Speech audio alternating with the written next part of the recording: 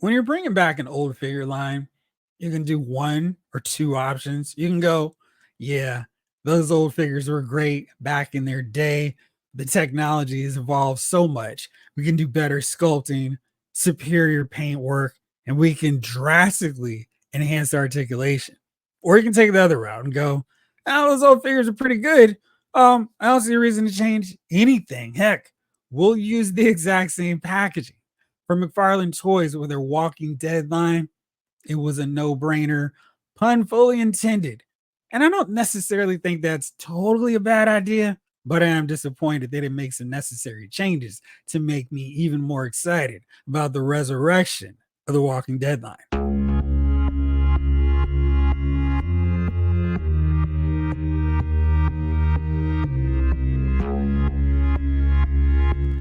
What's up, everybody? It's Jeffrey Lyles welcoming you to another edition of Lyles Figure Files. I have been a huge Walking Dead fan since the start. Been enjoying most of the seasons, although that slog with the whole fight in the middle in season 7 was terrible. The whole Savior's arc was so long, and then Angela Kang came through and made it amazing all over again.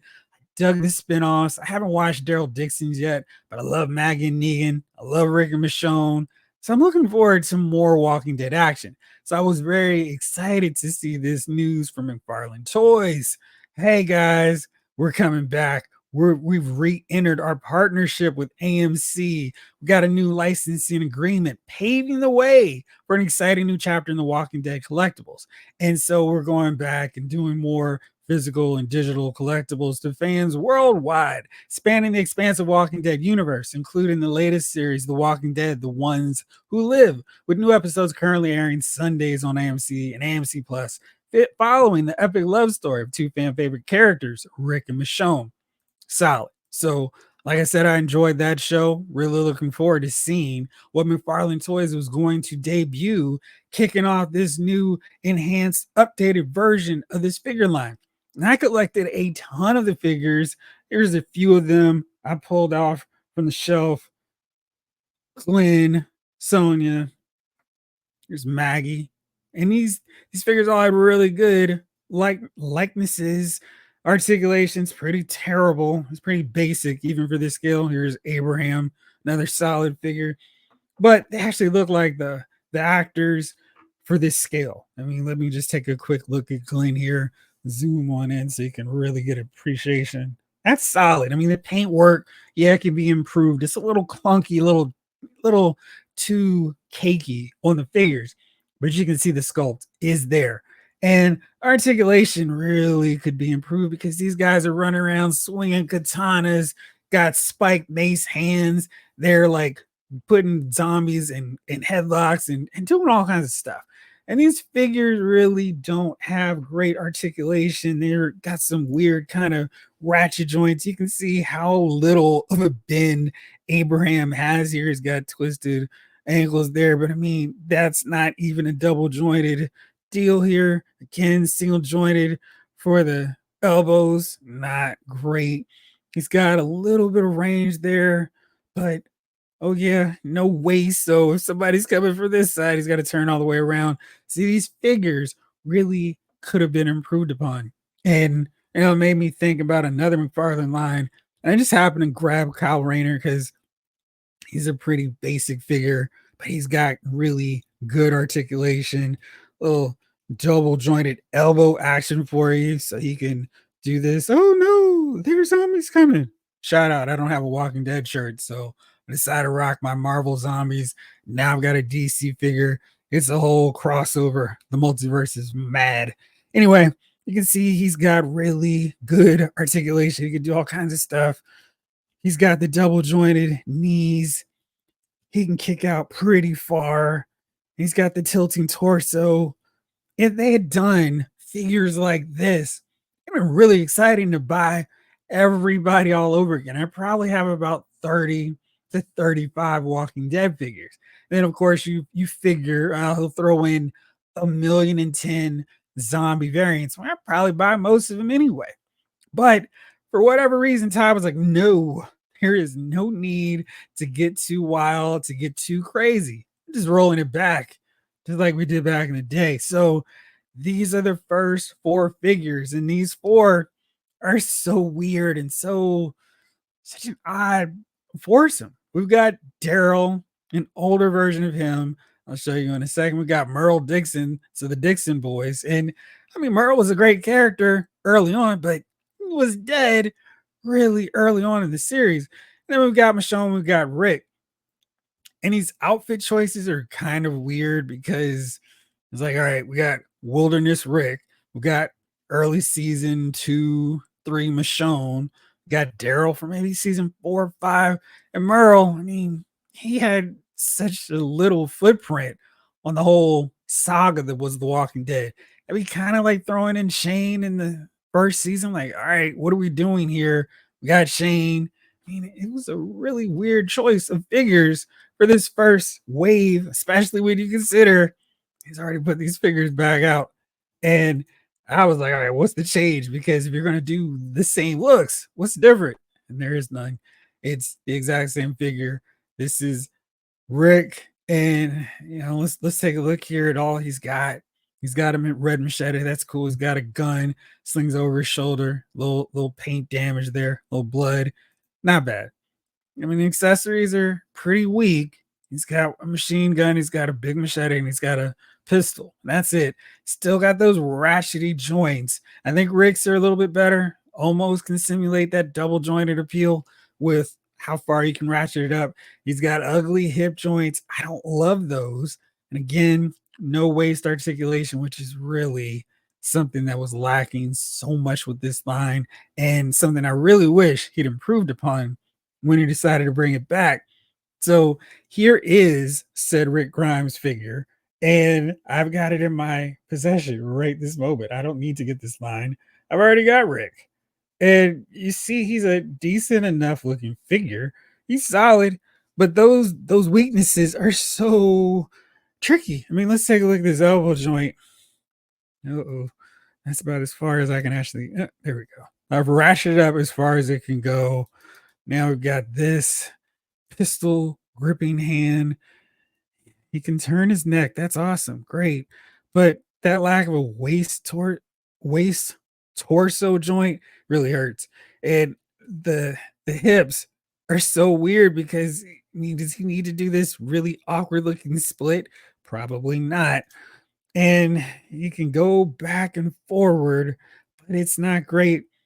The ratchet doesn't give much range either, so it's just very weird setup for the figures. But I will show you some photos because I took this guy out a long time ago when I had the figure originally.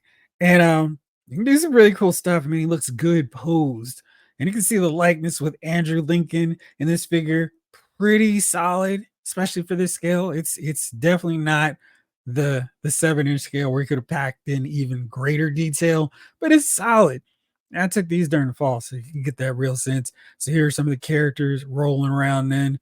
So I did this back in 2015. I mean, that was a while ago. And I feel like if you're going to do something from a figure you did back in 2015, you can enhance the figure just just a little bit, and fix that scale. Tyrese and Rick shouldn't be the same height. Daryl shouldn't be towering over everybody. What is the deal? But again, these hip joints are just not great. I don't understand what they're supposed to be doing. So we've got that, and it's just not awesome. But he can sit kind of weirdly here, waiting for the water to come through the leaves, the foliage, and he can pretty convincingly hold the gun, although the plastic they use for these guns is so tight. It's so hard to use and not do the old G.I. Joe thing of breaking and snapping thumbs. But there you go. That's what we got. Which of course made me go, what the heck am I gonna do here? And then we've got this Daryl Dixon, his crossbow decided to fall off just a second, and I had him holding it. Anyway, let's not go through all that. It's pretty solid as well. I don't think the likeness for Norman Reedus is all that great. I mean, yeah, it's sort of kind of there, sort of. If you squint really, really, really hard, maybe you can see it, but I don't think they did a great job with him on that front either. And maybe if you're gonna go bring the line back, fix some of this stuff. I mean, it's so weird to me to go with the exact same rollout of these figures, changing absolutely nothing. I think the paint is the same, even this dirt scuff here, where you can see on the shoulders and the elbow, it's all the same. The crossbow does have the blue on there as well. So it's just there's nothing different. And that's all this figure has. Now, I got this one with Daryl's motorcycle. So it's kind of really whack that you don't have this. Now, this is basically the same package setup, small plastic bubble, small, very narrow, um, you know, card back piece here, which is fine. You're not wasting a lot of space, but it sure does not seem like the best use of this space. They did take a cue from the Star Wars Black Series line and incorporated a mural. So that's kind of cool, but that's about it. And you look at the price tag on these figures, 20 bucks. 20 bucks is not a great price point for I mean, jeez, let's take a look at it. I mean, if you go to some stores, you can get their figures, these 7-inch guys with tons of articulation, tons of sculpted detail. Let's take a look at old Kyle here. He's got some good detail. If I can zoom in, my camera zoom skills still are terrible. The worst online, but we'll get there. And compare him in the size to this Rick Grimes figure. What is 19? The others maybe 22.99. The value's not great whatsoever. But I just really think that he missed an opportunity to revisit this line and do it better. More articulation, increase that scale. I mean, we got the DC versus vampire DC figures, but I mean, they've killed a bunch of walkers. What's some zombies? Or I'm sorry, they've killed zombies. What's some vampires? Let's see. Just to show you what those look like, if I could, of course. Just because I tried to cue it up exactly. Why would they cooperate with me? They won't. So here is what I'm talking about. We have these guys doing a little crazy monster crossover action here. We get Vampire Superman versus our Walking Dead figures that are 7-inch scale. So seemed like a little missed opportunity, but whatever. Todd's not paying me the big bucks to come up with his strategy.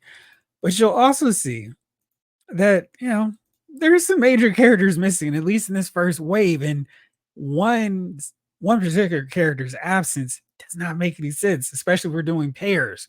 And that figure also would have helped out collectors like me who missed out on her original version. That's Carol. Carol's $45 right now on Amazon. And gotta assume now that we're gonna get this exact same figure with all of her accessories, the knuckle duster knife, and that's it. Now, again, I have complimented this line so much for the sculpts. The likenesses are awesome at this scale. I mean, that looks like Melissa McBride. No problem whatsoever. So, I mean, the articulation, you can see how the knee joints, I mean, you can see them, they look bad. And it's not great in terms of that articulation. This is also not great, but getting an opportunity to get her for 20 bucks, probably not a bad thing. So I'm excited about that. This line also kind of ended abruptly, a little bit too soon, where there's some key major characters that I still don't have because they didn't make them. And so looking at the group shot here, back in easier, sweeter times, still never got a Terra. No Rosita, which is probably the most glaring absence. We don't get a Eugene in his street clothes. We get him in that armored up gear, which is, that's not a typical look for Eugene. So we were missing him for sure. I do think it's ironic and funny that of all of these characters, the one you'd probably look at and go, yeah, I'd be fine if I didn't get this guy into figure form. We actually do have Bob Stookie, 1150 and 695 with shipping. They can improve that paint job. Again, I think that's where these figures are really missing something. But if you also take a look up here, you can see these figures aren't going for 20 bucks.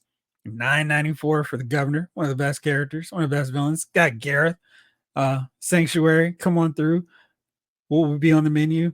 Got Andrea, $9.38. I mean, so these figures aren't like, oh man, I am really missing out on these figures. Again, Michonne, I have this version.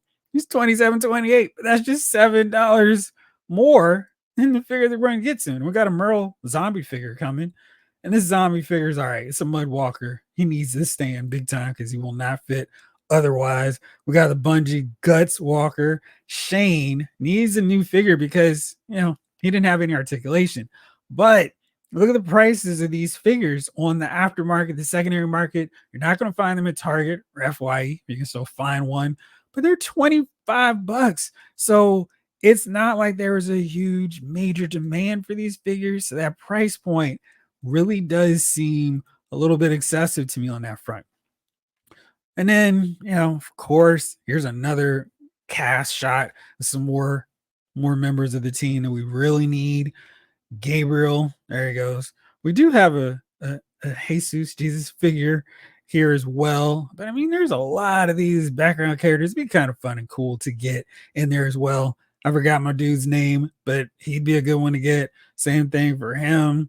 Again, Rosita, Dr. Dre, missing his figure. So yeah, we could use a lot more. And from not changing the scale up, not changing anything, I can kind of get these figures at an acceptable price point without having to go pay $50 for a Carol figure. Hopefully she'll be coming up soon because we got to wait much longer. I'm going to be not so thrilled with that. I did mention the Jesus figure. Here he is here.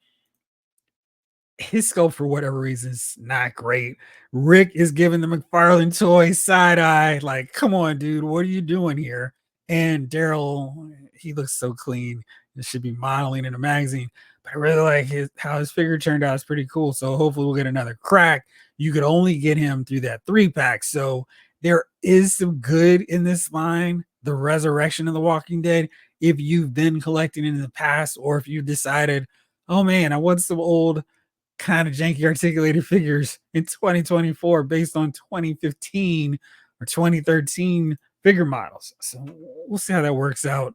But I'm really shocked because Hiya Toys is doing their thing. They're already doing Walking Dead universe figures. I know it says Universal. It sounds weird. But check this out. Here's Dead City Negan, and this is 112 where the players dwell. And he's $89.99, so he's expensive, but I mean, look at this likeness to Jeffrey Dean Morgan. That is really solid. And he's got a cloth outfit, so that's cool. And it doesn't look too big. Sorry. I mean, the jacket's flowing on him pretty nice. And let's see all the accessories. He's got a smiling Negan hand, Lucille, my bell, Stan. That's solid. I mean, he's got a lot of good stuff there. So really quality figure. Then we've got same deal. We got Daryl Dixon. He looks solid. Then they've got 1/18 scale, $25. I feel like they probably fit in just fine. So we've got the newer ones. We've got the kitchen cellar sewer grease pit zombie. That's pretty cool.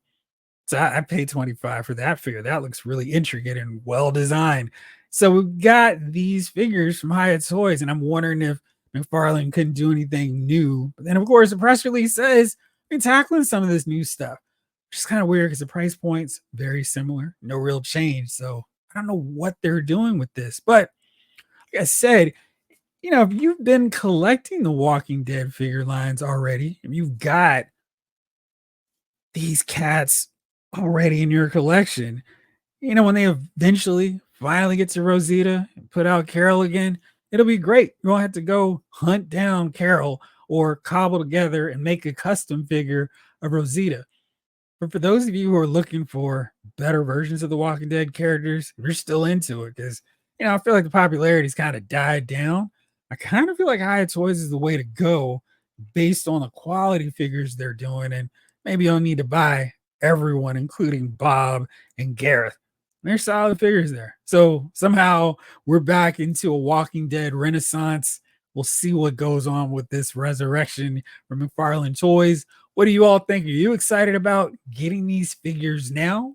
Has the time passed? Are you so far over Walking Dead they can make these figures $5 and it wouldn't matter to you? Let me know as always in the comments. Thank you so much for watching. As always, this episode of Lyle's Figure Files has been filed.